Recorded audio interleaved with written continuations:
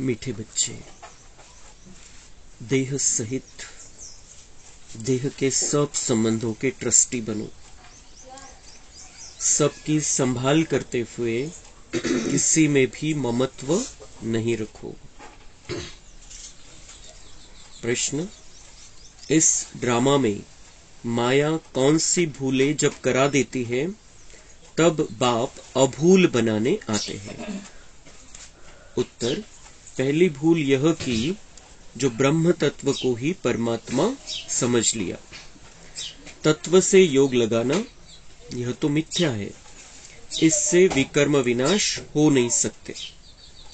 हिंदुस्तान में रहने के कारण देवी देवता धर्म के बदले अपना हिंदू धर्म कह देना यह भी बड़ी भूल है।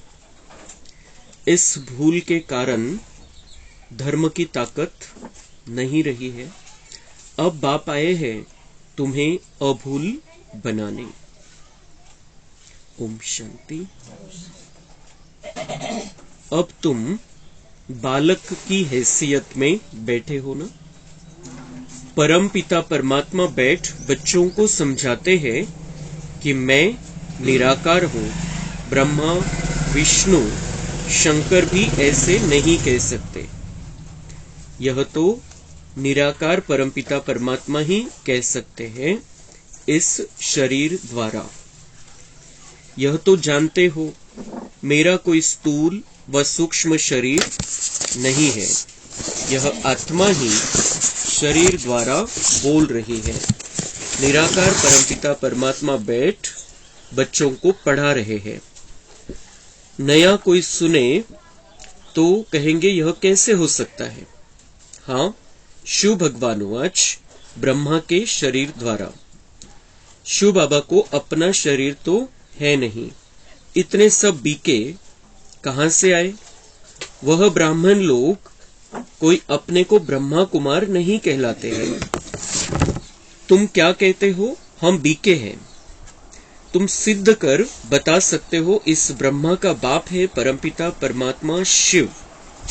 उनके यह 3 बच्चे ब्रह्मा विष्णु शंकर है।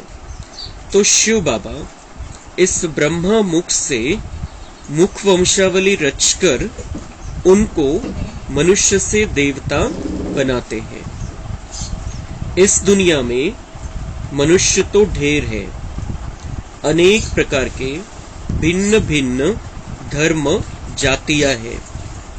गुजराती, पंजाबी, यूपी, क्रिश्चियन, बौद्धी, महाराष्ट्रियन आदि कितनी जातियों के नाम हैं।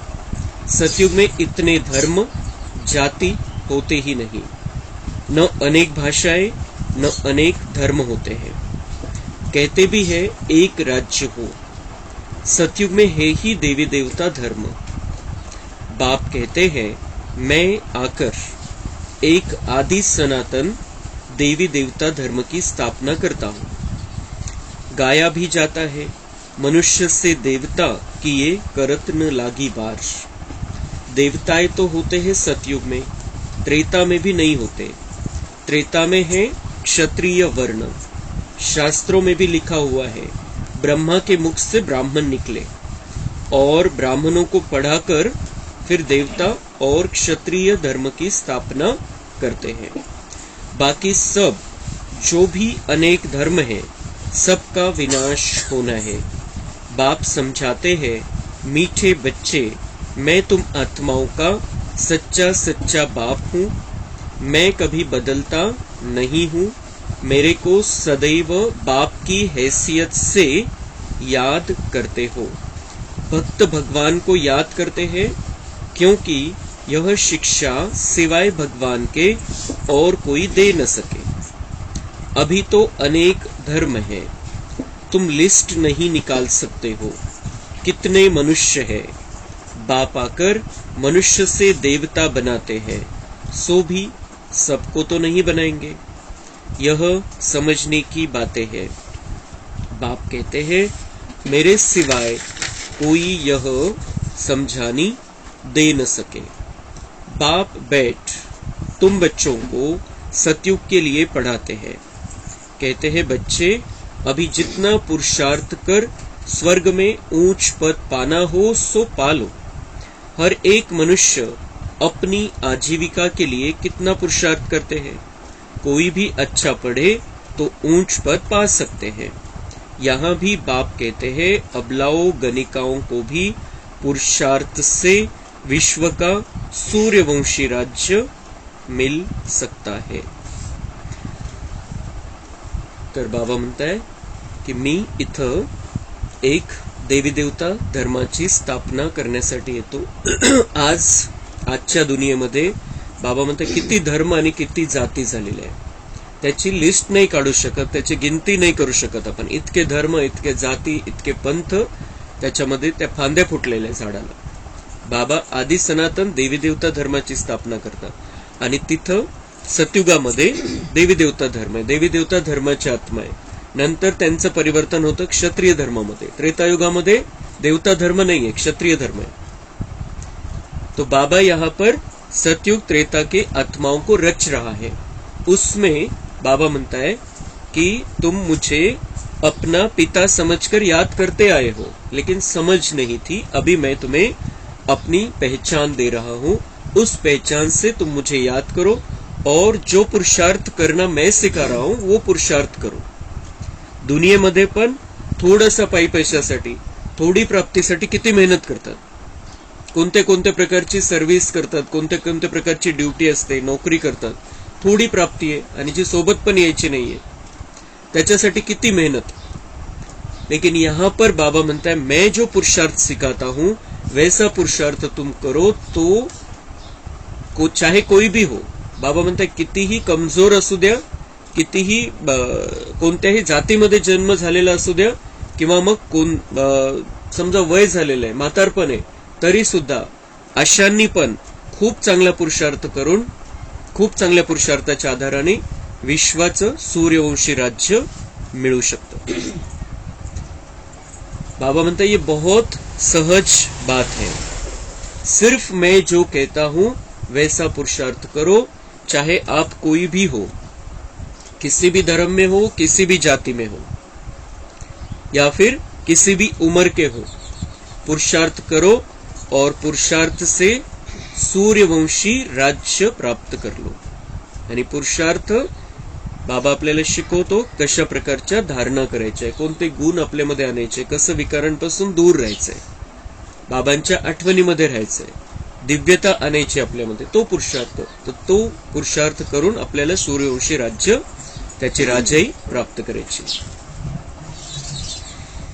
बाबा ने समझाया है इस समय हर एक द्रौपदी पुकारती है, बाबा रक्षा करो।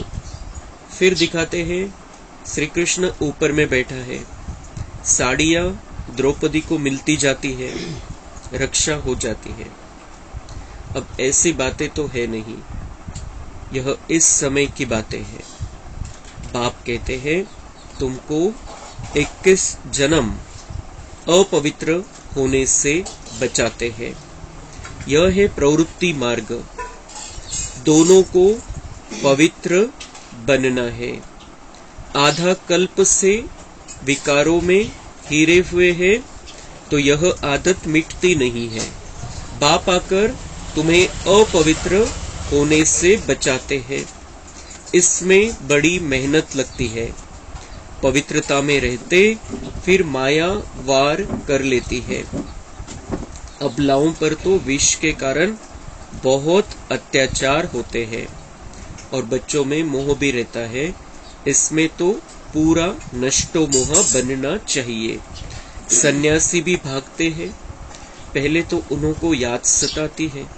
नष्टो मोह होने में मेहनत लगती है क्योंकि उनके पास प्राप्ति की एम ऑब्जेक्ट कुछ भी नहीं है, कुछ भी ताकत मिलती नहीं। तुमको तो ताकत मिलती है, उनको पवित्रता की ताकत कहां से मिले? पवित्रता का सागर तो एक परमपिता परमात्मा है, उनसे ही वर्षा मिलता है। वह बाप से तो योग लगाते नहीं, ब्रह्म से योग लगाते हैं तो पूरा पवित्र बन नहीं सकते। ब्रह्म अथवा तत्व से योग लगाना मिथ्या हो जाता है। देखो, यह पॉइंट्स अच्छी रीति धारण करनी है, भूले तो बहुत की है। बाबा म्हणताय खूप चुका केलेल्या भक्ती मार्गामध्ये, जे ज्याला जसं ज्या वेळेला योग्य वाटलं तसं त्यांनी केलेलं आहे, पण बाबा म्हणतात चुका झाल्या ते। संन्यासी बाबा म्हणताय किससे योग लगाते हैं? ब्रह्म अथवा तत्व से योग लगाते हैं। ब्रह्म तत्वामध्ये विलीन व्हायचं आहे। आपल्याला जर काही कोणाची मदत पाहिजे, कोणाकडून काही काम करून घ्यायचं आपल्याला, तर ते ज्या व्यक्ती मदत करेल की त्या व्यक्तीचं घर मदत करेल आपल्याला। व्यक्तीच्या घराशी कनेक्शन ठेवून आपल्याला मदत मिळेल, सहयोग मिळेल, का त्या व्यक्तीशी सहयोग मिळेल? तर तसं संन्यासांनी काय केलं, परमपिता परमात्म्याशी योग न लावता त्याच्या घराशी योग लावला आणि बुद्धीमध्ये काय ठेवलं, मुझे ब्रह्म तत्व में जाना है, ब्रह्म से योग लगाते हैं। ब्रह्म हे रहने का स्थान, घर आहे, त्याच्याशी योग लावला। आणि मग बाबा म्हणते माझ्याशी कनेक्शन नसल्यामुळे त्यांना पवित्रतेची ताकद नाही मिळत। ते स्वतःची ती आत्मिक शक्ती तेवढी जागृत करतात, काही हठयोग करतात, काही दुसरे उपाय करतात आणि त्यामुळे ते पवित्र राहू शकतात, पण परमेश्वराकडून पवित्रतेची ताकद त्यांना नाही मिळत, कारण परमेश्वराशी कनेक्शनच नाही। मग ते बाबा म्हणताय नष्टो मोहा होने में उनको मेहनत लगती है। घरातून तर निघून जातात, पण इतके लवकर मोह जात नाही, अजूनच जास्त आठवण येते। लेकिन हम बच्चों को बाबा से मदद मिलती है। जब हम बाबा के बनते हैं तो हमें पवित्र रहने के लिए बाबा से शक्ती मिलती है और हम पवित्र रह सकते हैं। सगळ्या प्रकारच्या विकारांपासून आपण दूर राहू शकतो, आपल्याला बाबांकडून ताकद मिळते। मग आपण घर सोडून पळून निघून नाही जात, तर आपण घर संसारामध्ये राहत असताना मोह नष्ट करून टाकतो। मोह नष्ट करतो तर निव्वळ प्युअर प्रेम आपण सगळ्यांना देऊ शकतो, बिना स्वार्थाचं।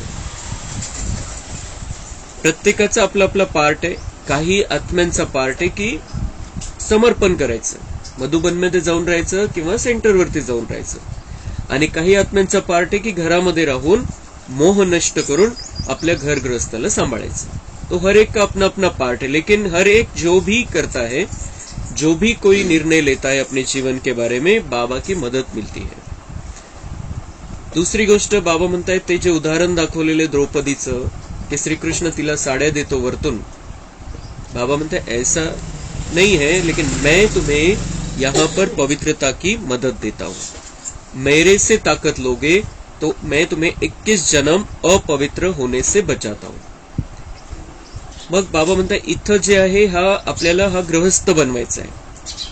गृहस्थ आश्रम राहणारे सतयुगामध्ये संन्यास घेऊन पळून जायचं नाहीये, म्हणून घरामध्ये राहत असताना, पती पत्नी एकत्र राहत असताना बाबा म्हणतात पवित्र राहण्याची सवय लावायची आहे। मग तिथं सतयुगामध्ये पवित्र गृहस्थ आश्रमामध्ये तुम्ही राहू शकाल। तो जो जिनका जैसा स्थिती, ज्यांचं लग्न झालेलं आहे, बाबांचे बनलेले, त्यांनी नंतर पवित्र राहण्याची प्रॅक्टिस करायची आणि सतयुगासाठी स्वतःला तयार करायचंय। आणि ज्यांना कुमार जीवनामध्ये बाबा भेटलेला आहे, त्यांनी आपलं जे काही आपला हिशोब आहे त्याप्रमाणे आपला निर्णय त्यांना तसं सुचत जातो, त्याप्रमाणे त्यांनी निर्णय घ्यायचा आहे। पण जे काही करायचंय, पवित्र राहायचंय, तर बाबांची पवित्रतेची ताकद मिळते। तर बाबा म्हणतात एक तर पवित्र राहायचंय आणि दुसरी गोष्ट मोह नष्ट करायचंय, आणि या दोन्ही गोष्टीसाठी मी ताकद द्यायला आलेलो आहे। संन्याशांना ती ताकद नाही मिळत। तुमको तो ताकत मिलती है, उनको पवित्रता की ताकत कहां से मिले? पवित्रता का सागर तो एक परमपिता परमात्मा है, उनसे ही वर्षा मिलता है। वह बाप से योग लगाते नहीं, ब्रह्म से योग लगाते हैं, तो पूरा पवित्र बन नहीं सकते। ब्रह्म अथवा तत्व से योग लगाना मिथ्या हो जाता है। देखो, यह पॉइंट्स अच्छी रीति धारण करनी है, भूले तो बहुत की है। हिंदुस्तान में रहने वाले हिंदू धर्म कह देते हैं, यह भी भूल है। ब्रह्म अथवा तत्व को परमात्मा कहना, यह भी भूल है। ड्रामा में भी नूंद है। बाप आकर समझाते हैं, यह भूले माया कराती है. बाबा आकर फिर अभूल बनाते हैं. बाबा म्हणतायत चुका केलेल्या आहे. हिंदुस्थानमध्ये राहणाऱ्यांना स्वतःला हिंदू धर्माचे म्हणून घ्यायला लागले, पण हिंदू धर्माची अशी कोणी स्थापना केलेली नाहीये. तर ती एक चूक. मग ब्रह्मला परमात्मा समजणं, जे राहण्याचे ठिकाण आहे त्याला परमात्मा समजणं, बाबा म्हणतात ही एक चूक. पण चूक झालेली आहे. बाबा म्हणतात या चुकीची पण ड्राम्यामध्ये नोंद आहे. का झाली, असं कसं झालं, कोणाची चूक आहे, बाबा म्हणतात हे नाही, हे ड्राम्यामध्येच आहे, ड्राम्यानुसार हे होतं. बाप आकर समजाते हे यह भूले माया कराती. जेव्हा आपण देहभानामध्ये येतो, विकारांचे वश होतो, तेव्हा अशा चुका होतात. बाबा आकर फिर अभूल बनाते. चुका होतात म्हणून मग बाबा येतो या दुनियेमध्ये आणि त्या चुका दुरुस्त करतो. सतयुग में एक ही धर्म एक ही भाषा थी, ऐसे नहीं वृंदावन में रहने वालों को वृंदावनी कहेंगे, वहां धर्म ही एक है. बाप कहते हैं मैं आता हूं तुमको फिर से सो देवता बनाता हूं, तुम स्वर्ग के मालिक बन जाते हो. बाबा म्हणता है हिंदुस्तान में रहने वाले स्वयं को हिंदू कहने लग गए. जसं वृंदावन मध्ये राहणारा स्वतःला वृंदावनी थोडे म्हणू शकतो, तसं थोडी म्हणतात. पण काय होतं, आपण सुरुवातीला असतो देवी देवता, त्यानंतर थोडीशी डाऊन स्थिती होते, क्षत्रिय बनतो आपण, आणि तरी पण विकार नाहीये. क्षत्रिय जरी आहे त्रेतायुगामध्ये आपण, तरी विकार नाहीये, म्हणजे देवत्व आहे आपल्यामध्ये. भले प्युअर देवता आपण सतयुगामध्ये, त्रेतामध्ये मिक्स आहे, थोडीशी चार्जिंग कमी झालेली, पण देवत्व संपलेलं नाहीये. पण द्वापरमध्ये आपल्यातलं देवत्व संपतं, कारण आपण देहभानामध्ये येतो, विकारांच्या वश होतो, आणि मग आपल्यामध्ये ती हिम्मतच नाही राहत की आपण स्वतःला देवता म्हणून घेऊ, की हम देवताय है, हिम्मत नाही राहत. आणि मग सिंधू नदीच्या काठी राहणारे, मग त्याला ते हिंदू म्हणून त्याचं ते अपभ्रंश झाला, मग हिंदुस्थान नाव पडलं, हिंदू म्हटलं गेलं, असे वेगवेगळे ते घोटाळा झाला. तर बाबा म्हणते देवता म्हणायचं नव्हतं स्वतःला, म्हणून मग हिंदू म्हणायला लागले. पण हिंदू कोणीही सांगू शकत नाही आपल्याला की हिंदू धर्माची स्थापना कोणी केली. जसं प्रत्येक धर्माची स्थापना कोणी केली आणि कधी झालेली हे सगळं माहिती द्वापर नंतर, बाकीचे सगळे धर्म. पण हिंदू धर्म काय म्हणतात, प्राचीन धर्म आहे. पण कोणीतरी तर स्थापन केलं असेल, तर त्याचं उत्तर बाबा आपल्याला देतो की हिंदू धर्म नाहीये, हा आधी सनातन देवी देवता धर्म आहे. पण द्वापर मध्ये तुम्ही नाव बदलून घेतलं, देवता म्हणून घेऊ शकले नाही स्वतःला, विकारांच्या वश झाले, आणि म्हणून मग हा देवी देवता धर्मच मग हिंदू धर्म म्हटला जाऊ लागला. तो बाबा आकर ये सब भूले सुधारते, हमें बताते हैं कि हम आदि सनातन देवी देवता धर्म की आत्माएं हैं. फिर हम द्वापर में हिंदू बन गए, अपने आप को हिंदू समझने लगे. मग काही काळानंतर पुढे कलियुगाच्या स्टार्टिंगला जवळपास शंकराचार्यांनी संन्यास धर्माची स्थापना केली. या हिंदू धर्मामध्ये संन्यास धर्माची स्थापना केली गेली. पण हिंदू धर्म कधी स्थापन झाला, कोणत्याच शास्त्रामध्ये त्याचं उत्तर नाहीये. प्राचीन काळापासून चालत आलेलं आहे म्हणतात, पण स्टार्टिंग तर माहित पाहिजे. तो इसकी स्टार्टिंग है बाबा इस आदि सनातन देवी देवता धर्म की स्थापना हर संगम युग में हर 5000 साल के बाद करता है, और फिर हम वैसे बन जाते, देवी देवता बन जाते. मग द्वापर मध्ये चेंज.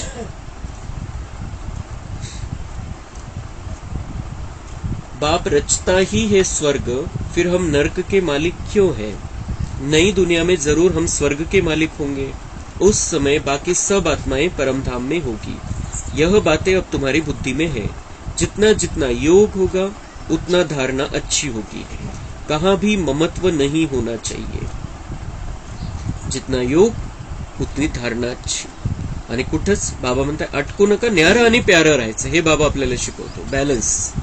की अटकायचं कशामध्ये नाहीये, पण सगळ्यांना सहयोग द्यायचा आहे, सगळ्यांना शांती द्यायची आहे, सगळ्यांना स्नेह द्यायचा आहे. तर ममत्व, मोह हा विकार आहे, आणि स्नेह हे आत्म्याचे शुद्ध गुण आहे. तर या शुद्ध गुणांसहित राहून आपण आपला सुगंध पसरवायचा आहे. तर त्याला बाबा म्हणतात की धारणा अच्छी कब होगी, जब ममत्व नहीं रहेगा. अपने को ट्रस्टी समझ पालना करो। सबको संभालना है, लेकिन मैं मालिक नहीं हूं, बाबा मालिक है और मैं सांभाळणे वाला हूं, मैं ट्रस्टी हूं, अशा भावनेने बाबा म्हणताय सगळ्यांना सांभाळायचे, सगळ्यांची काळजी घ्यायची, सगळ्यांची पालना करायची, लेकिन मेरे नहीं है बाबा के है, हे पक्क ठेवायचे। बाप की अमानत है, देह से देह के सब संबंधों के हम ट्रस्टी है। परीक्षाएं भी आती है, कोई बीमार हुआ, दुख हुआ तो संभालना पड़े। बाबा म्हणता वो तो संभालना ही, हो तो कर्तव्य है तुम्हारा, लेकिन बहुत अच्छी रीति से तब संभाल सकते हो जब तुम मोह को नष्ट कर दोगे। मोह नहीं रहेगा तब बहुत अच्छी रीति से हम जिनको भी हमारे मदद की जरूरत है, दुख के समय, तकलीफ के समय, हम उन्हें वो मदद दे सकते। लेकिन मोह है तो हम खुद ही दुखी हो जाएंगे। तो पहले तो हम उनको दुःख के व्हायब्रेशन देंगे, त्यांना उलट शक्ती देण्याची आवश्यकता आहे। आपण दुःखी झालो तर दुःखाचे व्हायब्रेशन त्यांना जाऊन ते आत्मा कमजोर होईल अजून। म्हणून बाबा आपल्याला शिकवतात की तुम्हाला सगळ्यांची काळजी घ्यायची, पहिले जितकी घेत होते त्याच्यापेक्षाही चांगल्या प्रकारची काळजी घ्यायची आहे, पण मोह ठेवून दुःख नका देऊ त्यांना प्रेम द्यायचंय, शक्ती भरायची त्यांच्यामध्ये, पण मोहग्रस्त होऊन नाही। हम उठते बैठते मीठे मीठे बाप को याद करते हैं, परम धाम में जाने के लिए हम तैयारी कर रहे हैं। हम मीठे मीठे बाप को याद कर रहे हैं और परम धाम में हमें जाना है, बाबा लेने आया है, सबको जाना है, लेकिन हम वो बिना तैयारी के जाने वाले दुनिया वाले, और हम तैयारी करके जा रहे हैं। तयार होऊन आपण जातोय परमधाम मध्ये, असंच नाही जाणार आहे आपण। त्यांच्यामध्ये धारणा न होता ते जातील सजा खाऊन, आणि आपण सजांपासून मुक्त होतोय बाबांच्या आठवणीमध्ये राहून, आणि धारणा करून जातोय। आणि जे धारणा मूर्त आत्मे ते देवी देवता म्हणून सतयुगामध्ये राहते। तो बाबा म्हणतात तुम तैयारी करके चल रहे हो परमधाम, अपने घर वापस। बाप कहते हैं मैं आता ही हूं जब सभी एक्टर्स मौजूद रहते हैं, क्योंकि मैं हूं सब सजनियों का साजन। म्हणून कलियुगाच्या अंतिम समयाला बाबा येतो, कारण जेव्हा सगळेच आत्मे जवळपास खाली आहे। सतयुगामध्ये येऊन फायदा नाही, त्रेतामध्ये येऊन फायदा नाही, कारण तिथं सगळेच चांगले। मग द्वापरमध्ये सगळे नाही आलेले, खूप कमी संख्या आहे। द्वापरमध्ये द्वापर सुरू व्हायचं होतं त्यावेळेला 33 कोटी संख्या, आणि आज आहे 800 कोटी संख्या। तर देवी देवता जे थोडस विकारामध्ये गेले त्यावेळेला येऊन मग बाकीच्यांना पण पार्ट मध्ये यायचंय, बाबा त्यावेळेला येऊन काय करेल। म्हणून बाबा म्हणतात माझा जो पार्ट आहे तो खूप महत्वपूर्ण पार्ट आहे, जुन्या दुनियेला कंप्लीट परिवर्तन करून नवी दुनिया बनवायचं। आणि म्हणून मग मी सगळे ऍक्टर्स, जेव्हा सगळे कलाकार, जेव्हा सगळे आत्मे जवळपास खाली आलेले असतात, हे थोडेफार वरती राहतात, त्यांचा शेवटी पार्ट आहे, पण जवळपास सगळे आलेले असतात, जेव्हा जास्तीत जास्त संख्या आलेली असते त्यावेळेला बाबा म्हणताय मी इथं येतो। मैं आया हूं सबको वापिस ले चलने, अब नाटक पूरा होता है, अब जितना जो पुरुषार्थ करेंगे, सदगति दाता एक ही बाप है।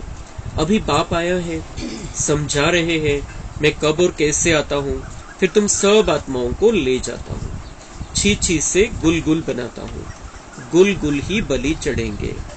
दिखाते हैं श्री कृष्ण ने भगाया, परंतु किसके लिए भगाया। श्री कृष्ण की तो बात है नहीं, यह तो बाबा ने छुड़ाया है। बाबा म्हणते श्री कृष्ण ने भगाया नहीं, बाबा ने तुमको छुड़ाया है। बाबांनी मुक्त केलं तुम्हाला विकारी जीवनापासून। श्री कृष्ण ने नहीं भगाया, बाबा ने छुड़ाया, बाबांनी मुक्त केलं आपल्याला। बाबांनी वेगळं काढलं, कलियुगामधून काढून संगमयुगामध्ये आणलं।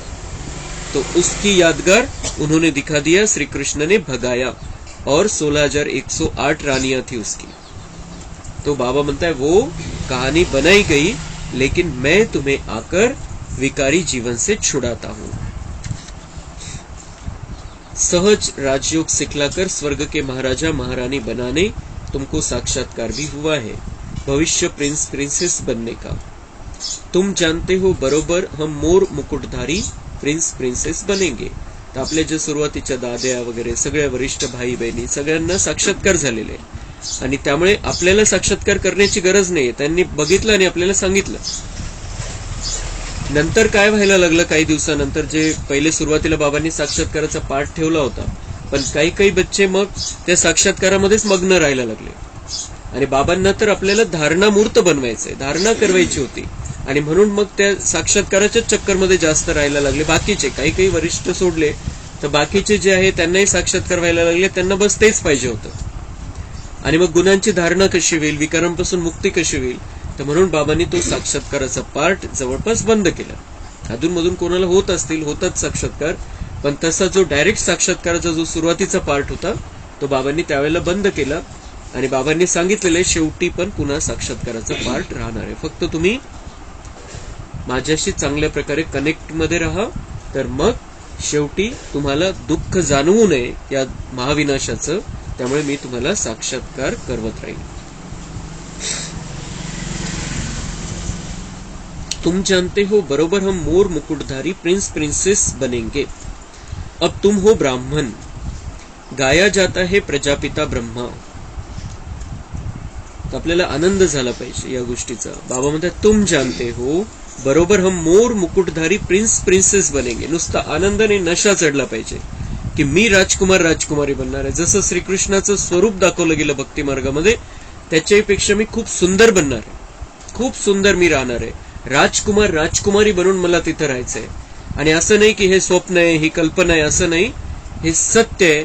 आणि जे बाबांनी ज्या ज्या गोष्टी सांगितलेल्या त्या सगळ्या सत्य झालेल्या आहेत. त्यामुळे हे नक्की बुद्धीमध्ये ठेवायचंय की 14 वर्षानंतर मला चान्स आहे की मी राजकुमार राजकुमारी बनून या दुनियेमध्ये राहणार आहे. सगळे देवी देवता राहतील, राधाकृष्ण राहतील, आणि त्या सगळ्यांच्या सोबत मी राजकुमार राजकुमारी बनून राहणार आहे. तर या नशेमध्ये राहून आपण खूप सुंदर पुरुषार्थ करायचा आहे. अब तुम हो ब्राह्मण, गाया जाता है प्रजापिता ब्रह्मा, तो उनके बच्चे ब्रह्मा कुमार कुमारियां बनते हो. यह बातें समझने और समझाने की है. राजधानी स्थापन हो रही है तो सभी को पुरुषार्थ करना चाहिए अच्छी रीति से. कोई तकलीफ नहीं देते हैं, सिर्फ कहते हैं हे आत्मा मुझ बाप को याद करो और वर्षे को याद करो. विश्व का मालिक बनने के लिए इतना तो याद करेंगे. देही अभिमानी बनो. देह अभिमान आने से ही माया घूंसा लगाती है.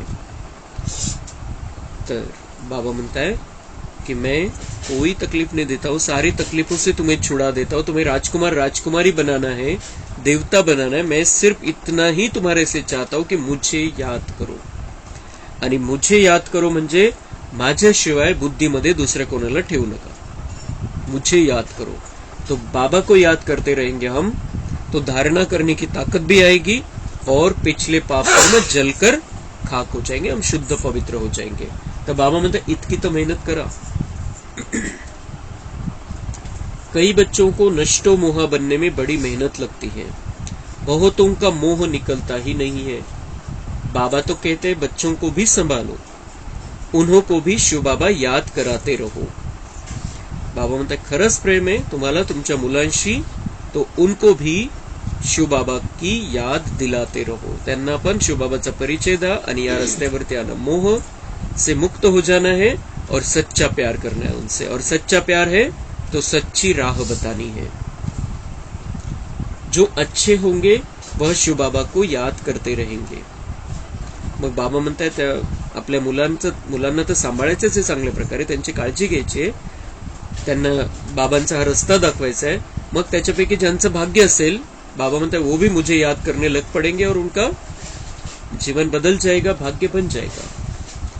बाप समझाते हैं गवर्नमेंट भी प्यूरिटी चाहती है तो उनको समझाना चाहिए. हम भारत को पवित्रता में लाने के लिए पवित्रता की प्रतिज्ञा करते हैं. हम भारत को स्वर्ग जरूर बनाएंगे. कन्याएं माता पिता का भी उद्धार कर सकती है. बाप को तो गरीब निवास कहा जाता है. ज्यांना जसा चान्स आहे बाबा म्हणतात त्यांनी सेवा करायची. सरकारला समजवण्याचा चान्स आहे, सरकारला समजवायचं की आम्ही तुम्हालाही पवित्रता पाहिजे, तुम्ही सांगता की लोकसंख्या कमी करा, तर आम्ही पवित्रतेची पालना करतोय. मग बाबा म्हणतात घरामध्ये आपल्या माता पित्यांना, जे काही आपले मित्र संबंधी नातेवाईक आहे, त्यांचा सगळ्यांचा उद्धार तुम्हाला करायचा. ज्याला जसा चान्स आहे त्यांनी तो चान्स घ्यायचा आहे. जितक्यांचं कल्याण करता येईल तितक्यांचं कल्याण करायचंय. बाप को तो गरीब निवास कहा जाता है. साहूकारों का तो सारा धन माल मिट्टी में मिल जाएगा. साहूकारों के लिए बड़ी ताकत चाहिए क्योंकि जॉइंट स्टॉक होते हैं ना, फिर अपनी चीज सरेंडर कैसे कर सकते हैं. बाप तो गरीब निवास ही गाया हुआ है. तो बाबा म्हणताय साहुकारांना तर खूप ताकद पाहिजे या ज्ञानमार्गामध्ये चालण्यासाठी. कारण त्यांचं जे असतं, बाबा म्हणताय मालमत्ता जी असते, कंपन्या बनवलेल्या असतात, मग प्रत्येकाचं त्याच्यामध्ये अधिकार ठेवलेला असतो. त्यामुळे ते स्वतःचा निर्णय घेऊ शकत नाही की मुझे इस कार्य में लगाना है, मुझे इस कार्य में चलना है. त्यांना तेवढा वेळ पण नाही राहत. आणि म्हणून बाबा म्हणतात जो अगर वो बाबा का नहीं बनते हैं, वो अगर इस कार्य में शामिल नहीं होते हैं, तो वो नई दुनिया में भी नहीं आ सकते. आणि म्हणून बाबा म्हणतात उनका धन माल जो भी है उनके पास सारा मिट्टी में मिल जाएगा. म्हणजे त्यातून ते आपलं भाग्य बनवून नहीं घेऊ शकत किंवा घेत नाही. और इसलिए बाबा को कहा जाता है गरीब निवास. जो गरीब बन जाते हैं, जो मेरा कुछ नहीं ऐसा समझते हैं, बाबा का समझते हैं और बाबा के कार्य में सफल करते हैं, वही नई दुनिया में जाकर फिर राज करेंगे. अच्छा, मीठे मीठे सिक्के लधे बच्चों प्रति माता पिता बाप दादा का याद प्यार और गुड मॉर्निंग. रूहानी बाप की रूहानी बच्चों को नमस्ते. हम रूहानी बच्चों की रूहानी बाप दादा को याद प्यार, गुड मॉर्निंग, नमस्ते. वहाँ बाबा वहाँ, शुक्रिया बाबा शुक्रिया. धारणा के लिए मुख्य सार है एम, ऑब्जेक्ट को बुद्धि में रख. पवित्र बनने के लिए पूरा नष्टो मोह बनना है. पुराने शरीरों से ममत्व निकाल देना है. उठते बैठते बाप की याद में रहना है. किसी भी बात का अफसोस नहीं करना है. किसी भी बात का अफसोस नाही करना है. हे का झालं, असं का बरं झालं, हे नाही व्हायला पाहिजे, असं नाही व्हायला पाहिजे. बाबा म्हणतात ऐसे किसी भी बात का अफसोस नहीं करना है. सहन करण्याची ताकद वाढवायची. प्रत्येक गोष्टीला सहन करण्याची ताकद वाढवायची. आणि जर आपण सहन करण्याची ताकद वाढवू तर बाबांची आठवण करणं बिल्कुल सहज होऊन जाईल आपल्यासाठी. और कभी भी बाप की निंदा कराने वाला कोई कर्म नहीं करना है. उलटा रस्ता नाही पकडायचा आहे. जे बाबा करायला नाही सांगत ते नाही करायचं. वरदान, सदा स्नेह और सहयोग द्वारा अविनाशी रत्न का टाइटल प्राप्त करने वाले अमर भव. जो स्थापना के कार्य में सदा स्नेही और सहयोगी रहते हैं, उन्हें अविनाशी रत्न का टाइटल मिल जाता है. ऐसे अविनाशी रत्न जो कभी कोई भी हिला न सके, कोई भी रुकावट रोक न सके, ऐसे अविनाशी रत्न ही अमर भव के वरदानी है. रियल गोल्ड है, बाप के साथी है. वे बाप के कार्य को अपना समझते हैं, सदा साथ रहते हैं, इसलिए अविनाशी बन जाते हैं. बाबा म्हणता है बाप का कार्य अपना कार्य समझो. मेरे बाबा का कार्य इस दुनिया को पावन बनाना, इस दुनिया को नई बनाना, इस दुनिया को स्वर्ग बनाना, और वही मेरा कार्य. जो मेरे बाबा का कार्य वही मेरा कार्य, असं समजून आपल्याला सदा या कार्यामध्ये स्नेही बनून पण राहायचंय आणि बाबांना सहयोग पण द्यायचा. जे बाबांनी आवश्यक सांगितलेले आपल्याला तो सगळ्या प्रकारचा सहयोग आपण बाबांना द्यायचा आहे. आणि जे अशा प्रकारचा सहयोग बाबांना देतील, बाबा म्हणतात त्यांना डिग्री कोणती मिळेल, अविनाशी रत्न ही डिग्री मिळेल. अविनाशी रत्न. अजून एक नवीन स्पेशल स्वमान बाबा आपल्याला देतोय, अविनाशी रत्न बन जाओ. आणि अविनाशी रत्नचा अर्थ काय, ऐसे अविनाशी रत्न जो कभी कोई भी हिला न सके. कोणामध्येच ताकद नाही आपल्या मनाच्या स्थितीला परिवर्तन करण्याची. कोणी हलचलमध्ये नहीं आणू शकणार आपल्याला. जो बाबा के कार्य में स्नेही और सहयोगी है, जो बाप का कार्य अपना कार्य समझते हैं, ऐसे बच्चों को बाबा म्हणते कोई भी हिला नहीं सकता. ते सदा अचल अडोल आणि एकरस स्थितीमध्ये राहतील, टेन्शन मुक्त राहतील, दुःख मुक्त राहतील. कोई भी रुकावट रोक न सके. कोणत्याही विघ्नामध्ये ते परेशान नाही होणार. कोणत्याही परिस्थितीमध्ये ते लोड नाही घेणार. त्याचा कोणतीही रुकावट बाबा म्हणताय रोक नहीं सकेगी उनको. ऐसे अविनाशी रत्न ही अमर भव के वरदानी है. ऐसे जो अविनाशी रत्न है, बाबा म्हणताय उनको अमर भव का वरदान मिल जाता है. अविनाशी रत्न का टाइटल और अमर भव का वरदान. आणि असे जे आत्मे बाबा म्हणताय वो रियल गोल्ड है, बाप के साथी है. गुणगान करतोय बाबा कि ऐसे जो अविनाशी रत्न है जिनको अमर भव का वरदान मिल जाता है तेच सच्चा सोना है आणि बाबांचे साथी पण है. तो बाबा का साथी बनना है, सच्चा सोना बनकर हमें इस संगम युग में जीवन जीना है, अविनाशी रत्न बनना है, अमर भव का वरदान बाबा से लेना है. स्लोगन है, पवित्रता की यथार्थ धारणा है तो हर कर्म यथार्थ और युक्ति युक्त होगा. पवित्रतेची धारणा करायची, विकारांपासून दूर राहायचे. तर असं जर ती जर स्थिती असेल की आपण पवित्रता धारण करतोय, विकारांपासून दूर राहतोय, तर आपलं प्रत्येक कर्म योग्य होईल, ॲक्युरेट होईल आणि त्यातून प्राप्ती होईल, आपलं भाग्य बनेल. पवित्रता की धारणा करनी है, युक्ति युक्त रीति से चलना है, प्यारा भी रहना है सबका, लेकिन न्यारा बनकर रहना है. कोणामध्ये अटकायचं नाहीये आणि कोणापासून बिल्कुल दूर पळून निघून पण जायचं नाही. तो ये बैलेंस संभालना है. न्यारा और प्यारा बनकर हमें रहना बाबा सिखाता है.